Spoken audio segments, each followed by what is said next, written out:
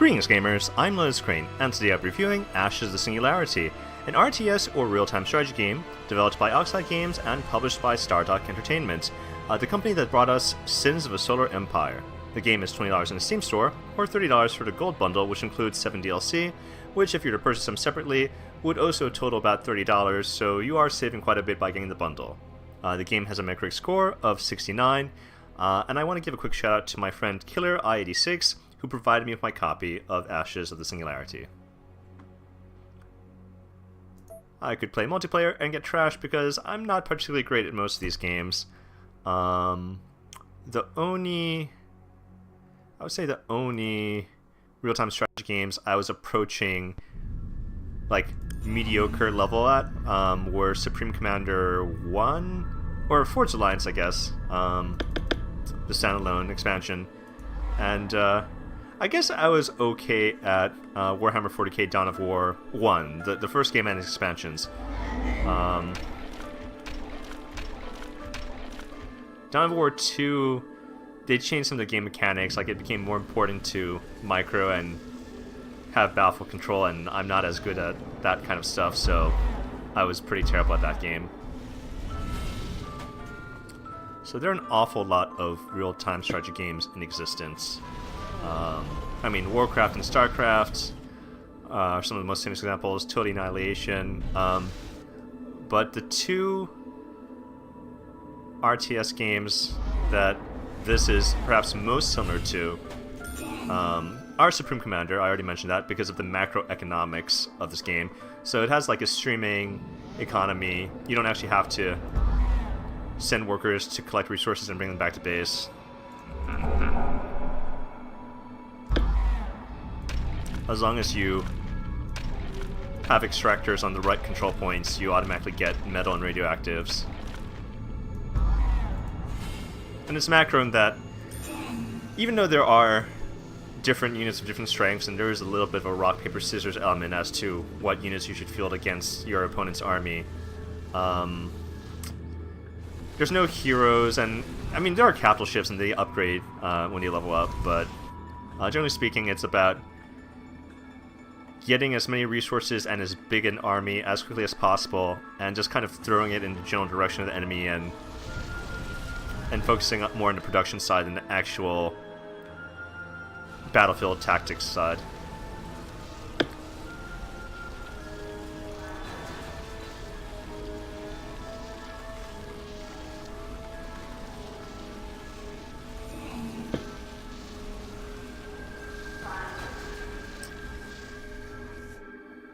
So like most RTS games, there are different factions with different strengths and weaknesses. I'm playing as the Substrate, which I feel is overall more powerful than the PHC or Post-Human Coalition in this game. The Substrate have some economic advantages, the big one being that their first building produces 3 of their unit types, frigates, cruisers, and aircraft, whereas the PHC has to build 3 separate buildings for those. I mean, these buildings will unlock their cruisers and aircraft capabilities after I forget if it's just simply after enough time has passed, or after I do something. That's right, I think I have to build at least a couple of radioactive extractors.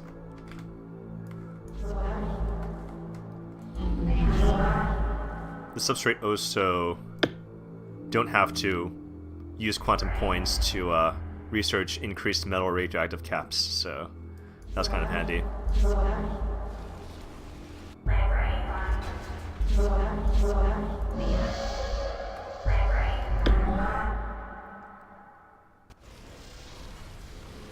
And in terms of military units, the Substrate, they have a really strong anti-air defense building, so much so that I feel like if you're fighting a Substrate player, whether you yourself are also Substrate or PHC, there's almost no point in building an air force.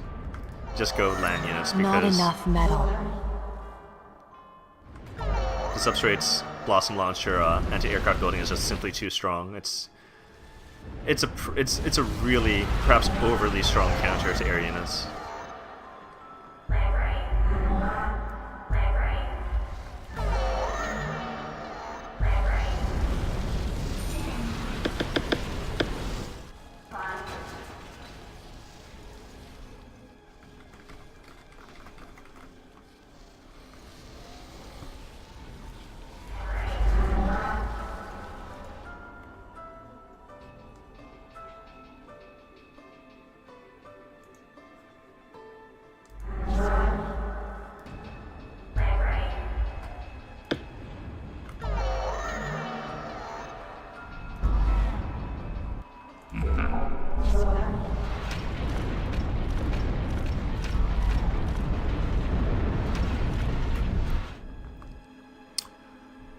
So the PHC, the Post-Human Coalition, their strengths are that they unlock advanced buildings a little bit faster than Substrate, but I mean, then again, they have to, right? Because they actually build their cruisers in separate buildings and their frigates.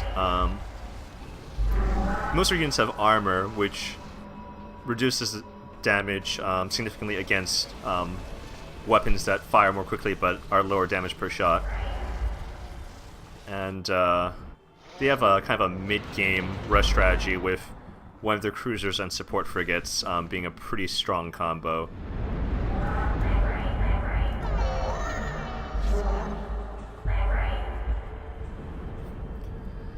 That being said, overall though, I do think the Substrate are the stronger faction.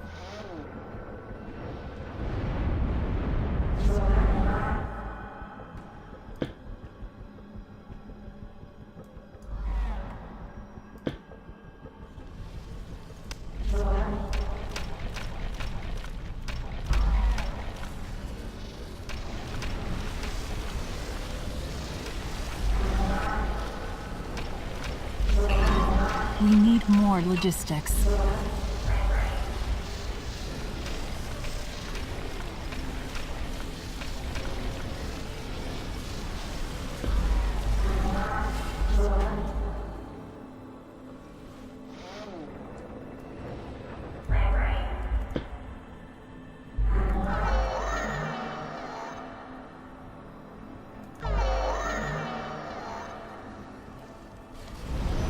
Insufficient radioactives. We need more logistics.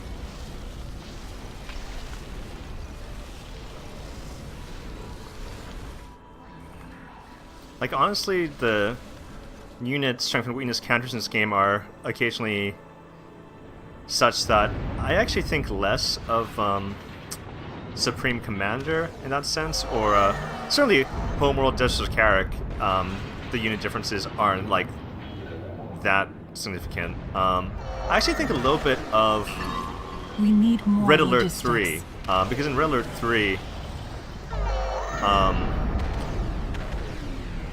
the American and Allies faction and the Soviet Union faction, they're pretty strong out of the gate because for infantry, for the purpose of capturing points, they have dogs and bears respectively, which can just one-shot other infantry units, whereas the Empire of the Rising Sun, they really have to make a hard push for vehicles because they need to like rush at Tengu, transforming aircraft units, because otherwise their infantry will simply be eaten by American dogs and Russian bears.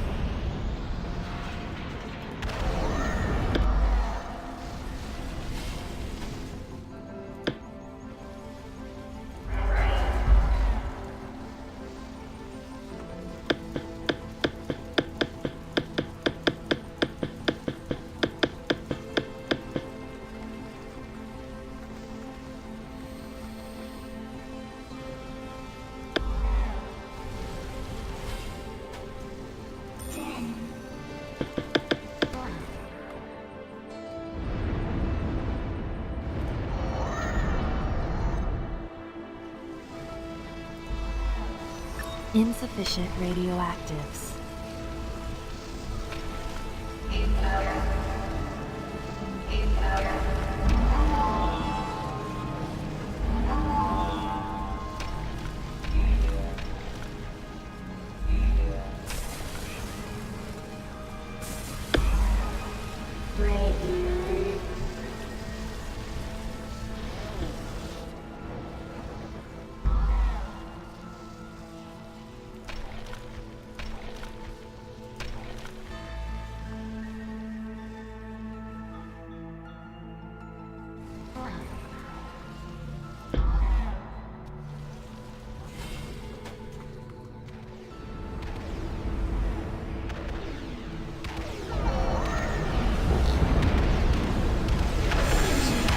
So yeah, that Zeus there, that is the PHC cruiser that's actually pretty strong, especially if it's backed up by medics, which is a PHC support frigate.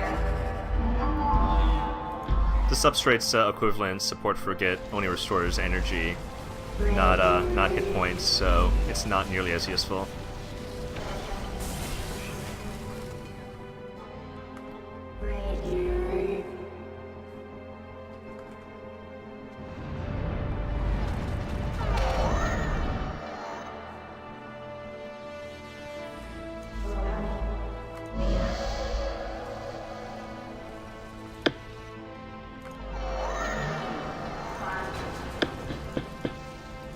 The enemy has captured a region.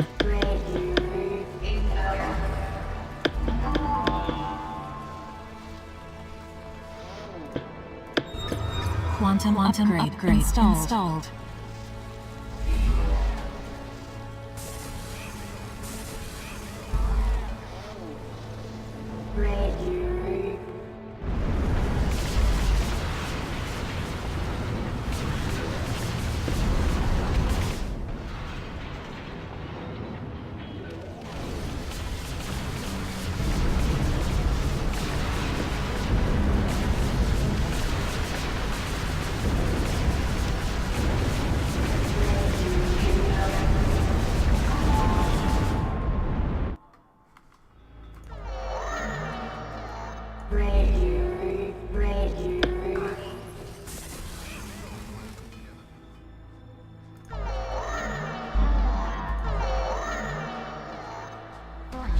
So there's more than one way to win. You can either, of course, destroy all your enemies, or if you capture the majority of the Ternium generators on the map, you can eventually reach critical mass and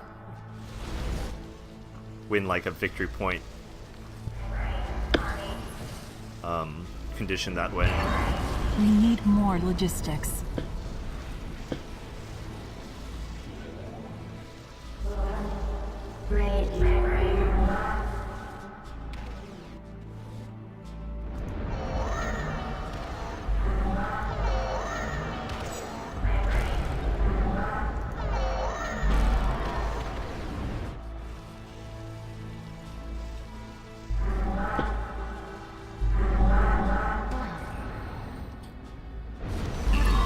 We have captured a generator.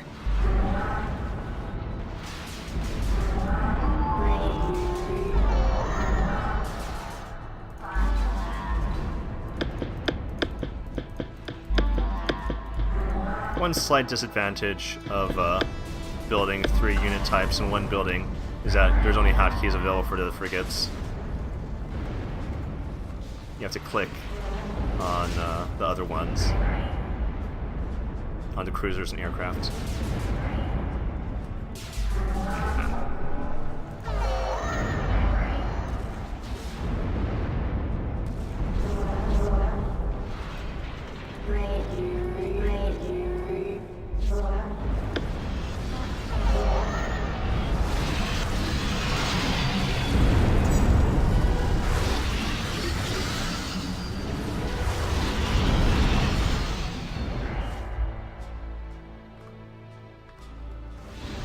Insufficient radioactives.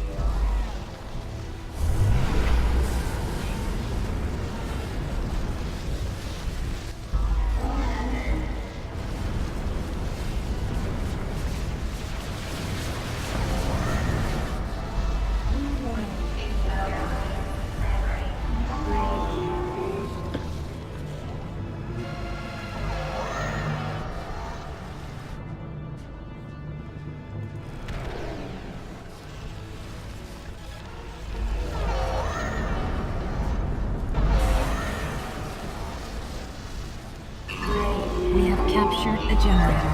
Dreadnought launch initiated.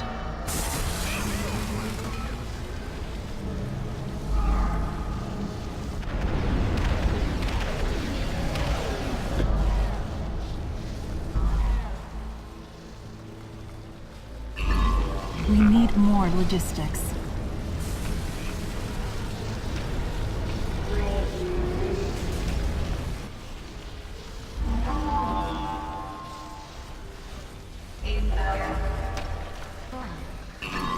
We have captured a generator.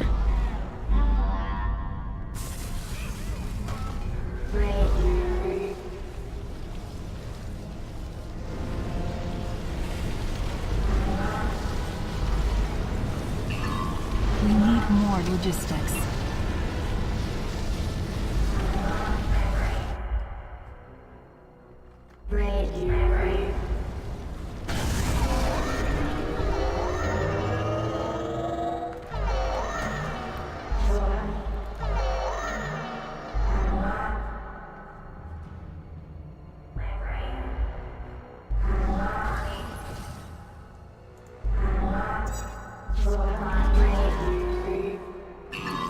We need more logistics.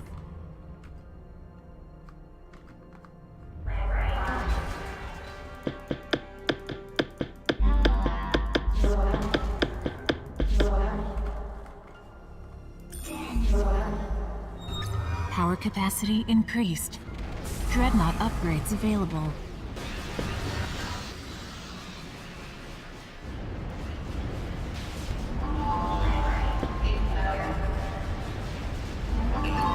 We need more logistics.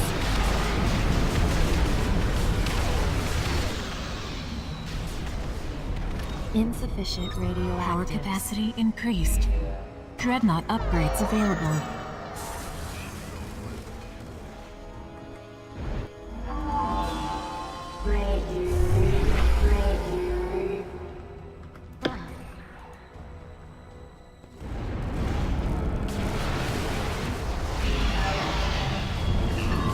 We need more logistics.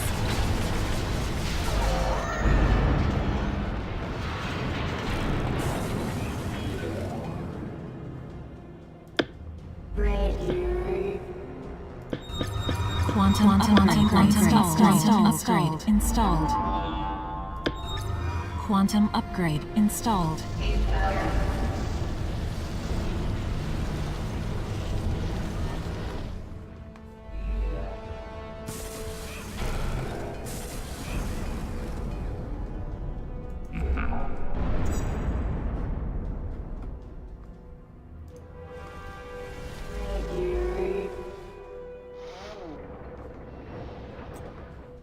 I feel like in most cases you wind up having way more metal than radioactives.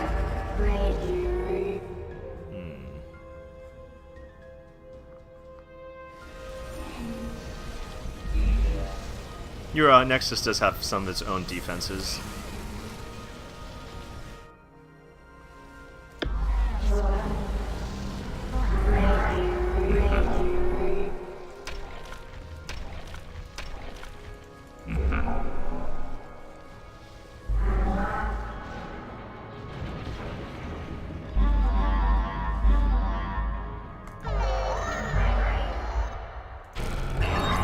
Dreadnought launch initiated.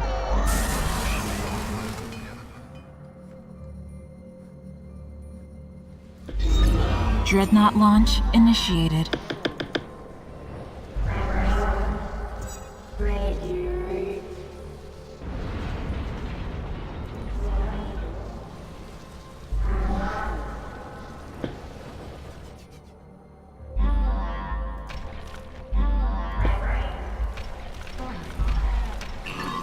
We need more logistics.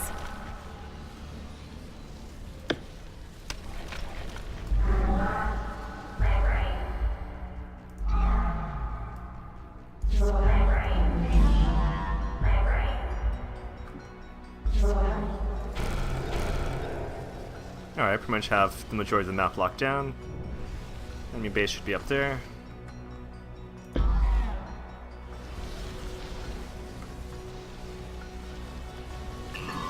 We need more logistics.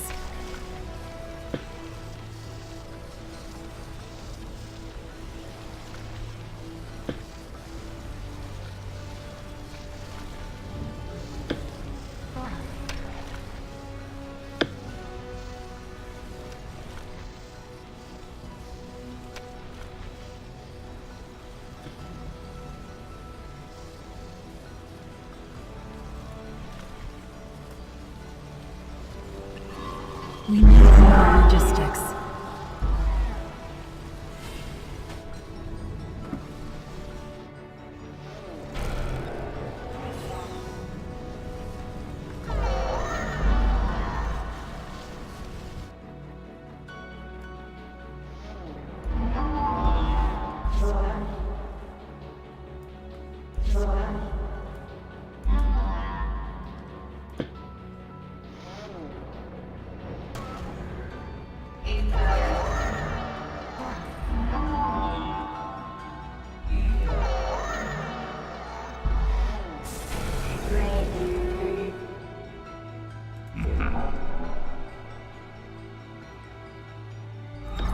Dreadnought launch initiated. We need more logistics.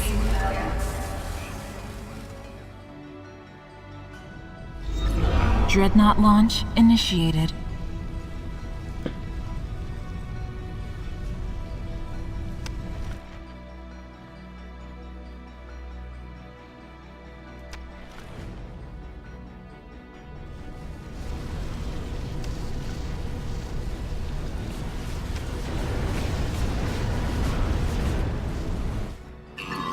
We need more logistics.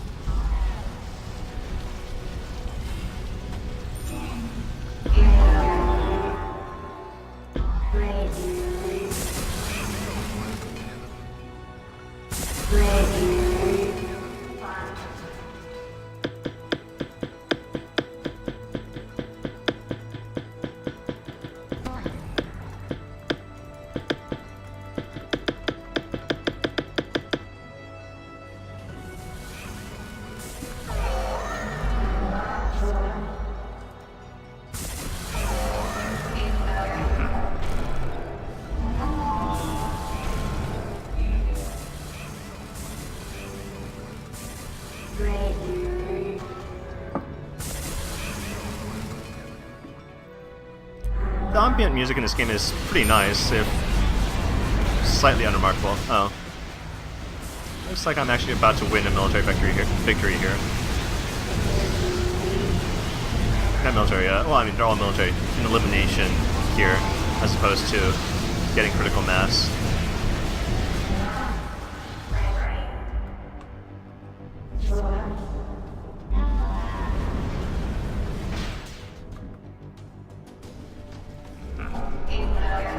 An enemy nexus has been destroyed.